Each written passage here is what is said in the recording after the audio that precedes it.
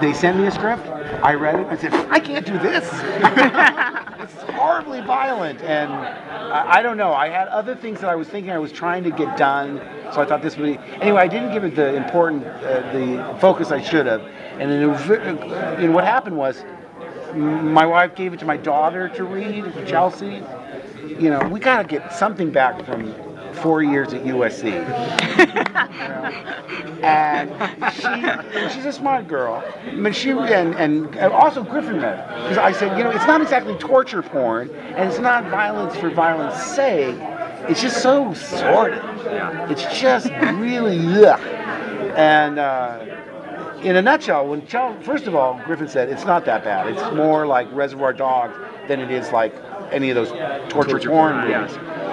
So that was a relief, you know, because really I am sort of the demographic. I'm way out of it now. I mean, I don't even know what young people like. But Chelsea read it and she said, you know, you're always complaining that you don't get to do character parts except in animation. You're always saying, why don't I get up for those Philip Seymour Hoffman parts? Why don't I get considered for what Steve Buscemi gets? And she said, if you turn this down, I don't want to hear you bellyaching about that anymore, because this is as far out of the, you know, your comfort zone as you're going to get. And I thought, well, I should reread it this time.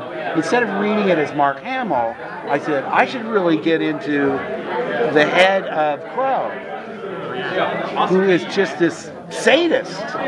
Just a really, I mean, he's really bad news. And out of his mind, really. And when I did that, it almost read like a comedy.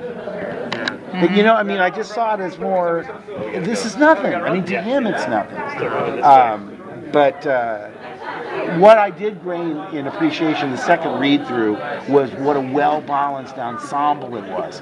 Each character served a function, and it didn't interfere with the other characters. I wasn't jockeying with Tony, you know, and he was the only one I really knew his work. I didn't know Kern Saxton. I really didn't know anybody else except for Tony. And I said, well, he's money in the bank because he's got this gravitas that just won't quit. He's got such dignity and presence that I could see, I could almost form a character based on how I imagined he would handle Duke. Like what you knew he was going to do. Exactly. Sure, yeah. And he did it. He delivered in spades. It was amazing. It's one of the best things I've ever seen him do. And he really deserves great credit for that. But another thing I saw was the humor the second time through.